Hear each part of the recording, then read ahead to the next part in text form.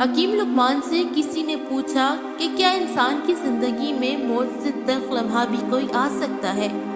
تو حکیم لقمان نے جواب دیا کہ ہاں، وہ لمحہ موت سے بھی زیادہ تلخ ہوتا ہے جب کوئی صاحب ظرف کسی کم ظرف کا محتاج ہو جائے۔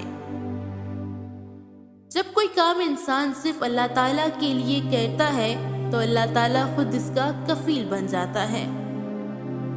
چوری اور خیانت سے بچو، کیونکہ یہ باتیں فقر اور افلاس سے پیدا ہوتی ہیں۔ امیر آدمی بخشش کرے تو یہ اچھی بات ہے، لیکن اگر محتاج آدمی بخشش کرے تو یہ اور بھی اچھی بات ہے۔ جس شخص نے لالچ، نفس اور غصے کی پیروی سے خود کو بچا لیا، اس نے چھٹکارا حاصل کر لیا۔ بوڑھے آدمی کا توبہ کرنا اچھی بات ہے، لیکن جوان آدمی کا توبہ کرنا اس سے بھی بہت اچھی بات ہے۔ ایک بھائی کی دعا دوسرے بھائی کے حق میں ضرور قبول ہوگی، بشرط ہے کہ وہ صرف خدا کی راہ پر دعا کرے۔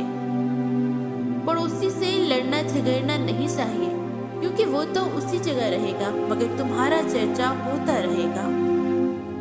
عاجز ترین ہے وہ شخص جس کا کوئی دوست نہ ہو، اور اگر ہو تو وہ معمولی ملال پر اسے چھوڑ دے۔ جو مومن شکر گزار ہوتا ہے وہ عافیت کے بہت قریب ہوتا ہے۔ فخر مت کرو، بلکہ یہ سوچو کہ مٹی سے بننے والا انسان کل مٹی میں مل جائے گا۔ جو انسان آج زندہ ہے اسے کل موت ضرور آئے گی۔ عورت کو پانا چاہتے ہو تو اس کی کمزوری کو پکڑو۔ گوری رنگت والی عورت کی کمزوری دولت، سانولی رنگت والی عورت کی کمزوری تعریف، اور کالی رنگت والی عورت کی کمزوری محبت ہوتی ہے۔ دل مردہ ہے، اس کی زندگی علم ہے، اور علم بھی مردہ ہے، اس کی زندگی طلب کرنے سے ہے۔ سمجھدار آدمی نقصان کو فائدے میں بدل دیتا ہے، جبکہ بے وقوف آدمی ایک مصیبت کو 2 مصیبتوں میں تبدیل کر دیتا ہے۔ کثرت کلام حسنات کو اس طرح چوس لیتی ہیں جس طرح زمین پانی کو جذب کر لیتی ہے۔